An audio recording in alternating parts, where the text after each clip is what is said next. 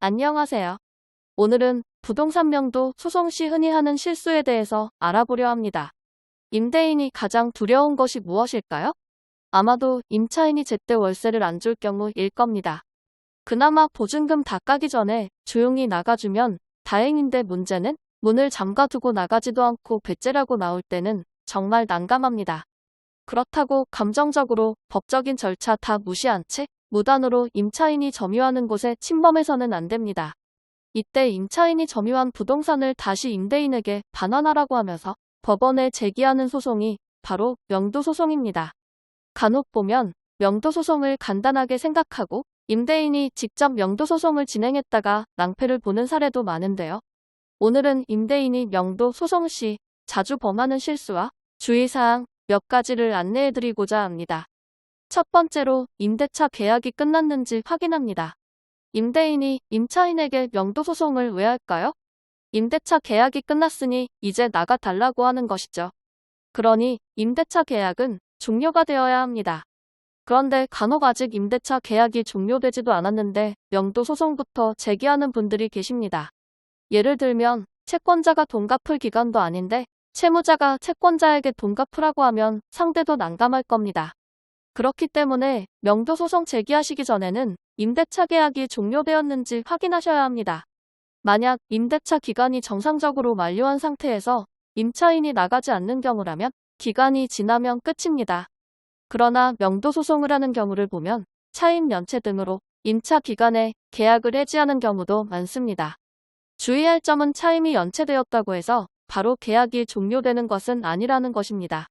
내용 증명 등을 통해 차임 연체료 임대차 계약을 해지한다는 의사표시가 임차인에게 통지를 해야 한다는 것입니다.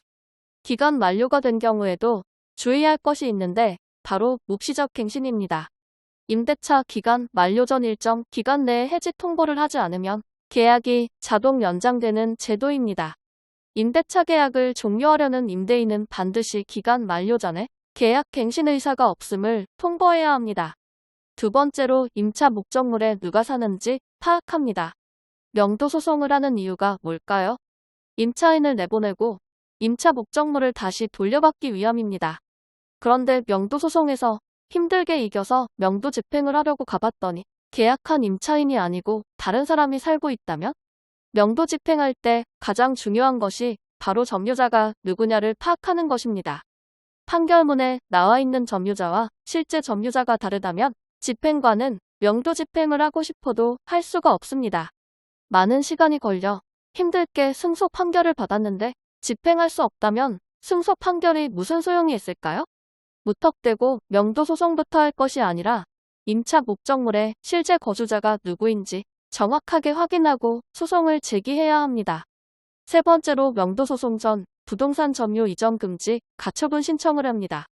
앞서 설명드린 대로 명도소송에서 승소한 후에 집행을 하는 과정에서 점유자가 바뀌게 되면 승계 집행문을 받는 등 추가적인 절차를 밟을 수 있고 최악의 경우 명도소송을 새로 진행해야 할 수도 있습니다. 따라서 명도소송 전 부동산 점유 이전 금지 가처분을 진행하셔야 합니다. 쉽게 말해 명도소송 도중에 점유자가 변경되는 일이 생기더라도 명도소송 승소에 따른 강제 집행이 가능하도록 점유자를 특정인으로 정해두는 절차라고 생각하시면 됩니다. 점유 이전 금지 가처분 결정을 받고 나면 현재의 점유자가 다른 사람에게 점유를 넘겨두더라도 문제없이 강제 집행을 할 수 있습니다. 마지막으로 명도소송 준비는 미리 하세요.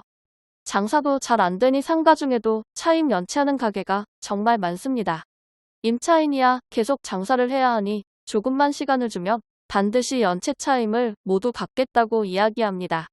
아직 보증금도 남아있고 하니 기다려보겠다고 생각할 수도 있습니다. 하지만 경험상 한번 밀린 차임은 계속해서 밀리는 경우가 발생합니다.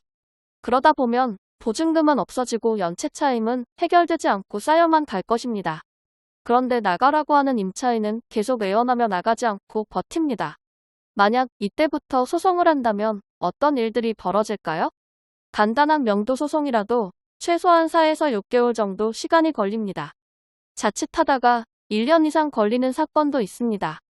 보증금은 없지 새로운 임차인을 구하지도 못하지 차임은 계속 밀리고 이러지도 저러지도 못하는 상황에서 시간만 계속 갑니다. 그래서 명도소송은 미리미리 준비해야 낭패를 보지 않습니다.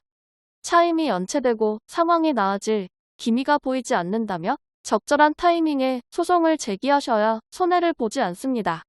변호사, 보수 비용, 법원 실비, 집행 비용 등 부대 비용까지 고려했을 때 보증금이 언제쯤 사라질지 계산해 보시고 명도소송을 미리 준비하시길 바랍니다. 오늘은 부동산 명도 소송 시 흔히 하는 실수에 대해 알려드렸습니다. 감사합니다.